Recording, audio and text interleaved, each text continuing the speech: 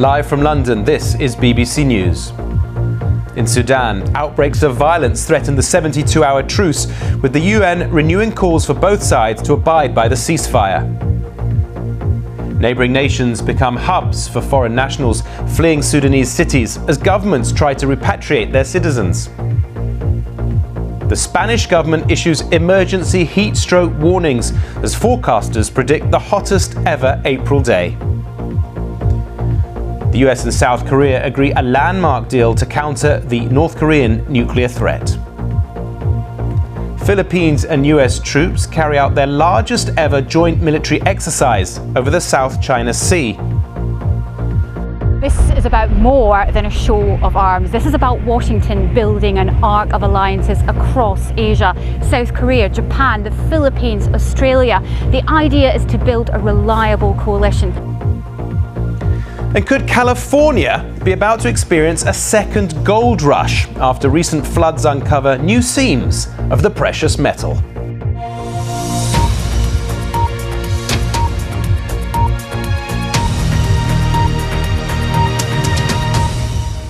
Hello, I'm Mark Lobel. The UN has renewed calls for both sides in Sudan to fully abide by a 3-day ceasefire and to allow access for humanitarian workers. But renewed fighting is threatening the 72-hour truce. Violence broke out on the western outskirts of Omdurman, a city across the Nile from the capital Khartoum.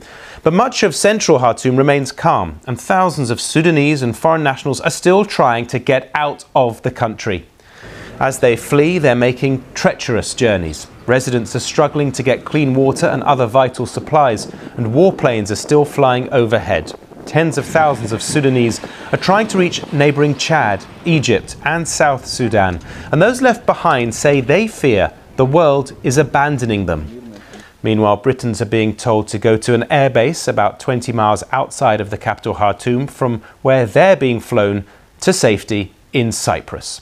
Well, thousands of other people have left on other flights, or by road or ship.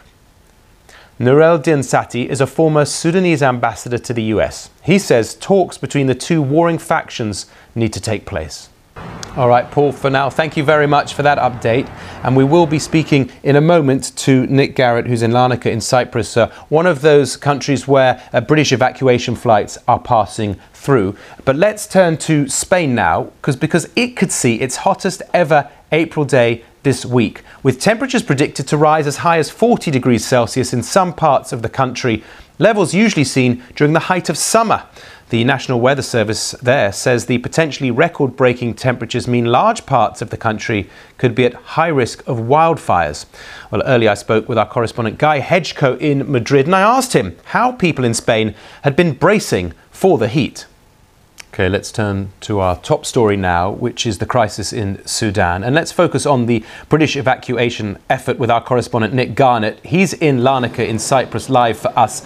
Now, Nick, these operations are never simple. We've seen that the runway that the British are using within Sudan is breaking up. We now have word from the British Foreign Secretary. He has said that Britain may not be able to continue evacuating its nationals in Sudan when a ceasefire ends, something that's due to happen late on Thursday. He's quoted as saying, "Now is the time to move, because when the ceasefire ends, my ability to give the kind of limited assurance I can give now might go." You've been working out how long it would take to evacuate all of the Brits from Sudan. How long would it take? All right, Nick, thanks so much. Nick, covering there the British evacuations out of Sudan. Let's turn to the other countries evacuating people out of Sudan, and a lot of activity focusing on the small country of Djibouti. And if we have a look at it now, many people are fleeing, as you can see there. The small country known as the Horn of Africa, it's become a hub for foreign nationals trying to flee the fighting in Sudan, as aircraft are flying in from across the world as governments try to repatriate their citizens. Well, our Africa correspondent, Catherine Birahanga, sent this update from Djibouti's international airport. Catherine Birahanga at Djibouti's international airport there. Around the world and across the UK, this is BBC News.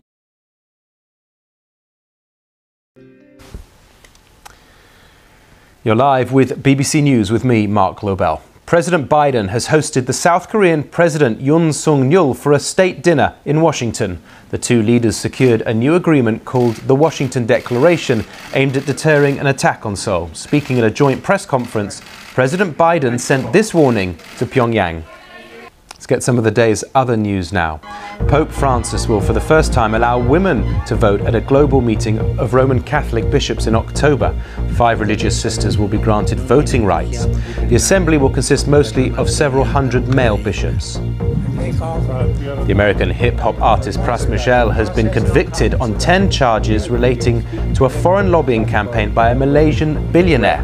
Prosecutors said the Fugees rapper also received money in exchange for advocating on behalf of Chinese officials.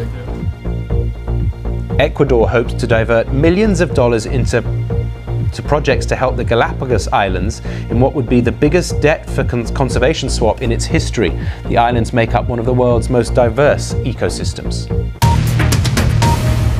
Thousands of US and Philippine troops have been taking part in one of the largest ever military exercises carried out by both countries. The exercises follow a deal announced earlier this year for US forces to use an increased number of bases in the Philippines, including one near Taiwan. The Philippines is looking for stronger defence ties with the United States. Laura Bicker has just sent this report. Laura Bicker reporting for us there. Now, the World Health Organization says there's been a big drop in the number of reported deaths from COVID-19 since the beginning of the year, but the disease is here to stay. Our reporter Nikki Schiller is in the newsroom with more on what the WHO has said.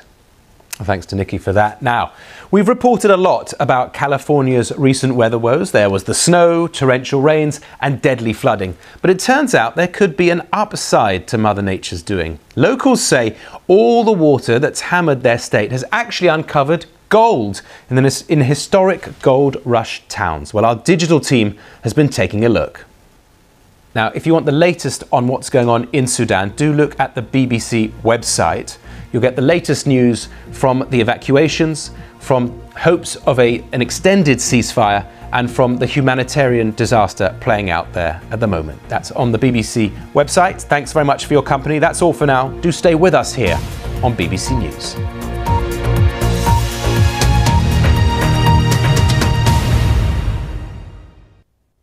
Hello, parts of Spain saw temperatures above 37 degrees Celsius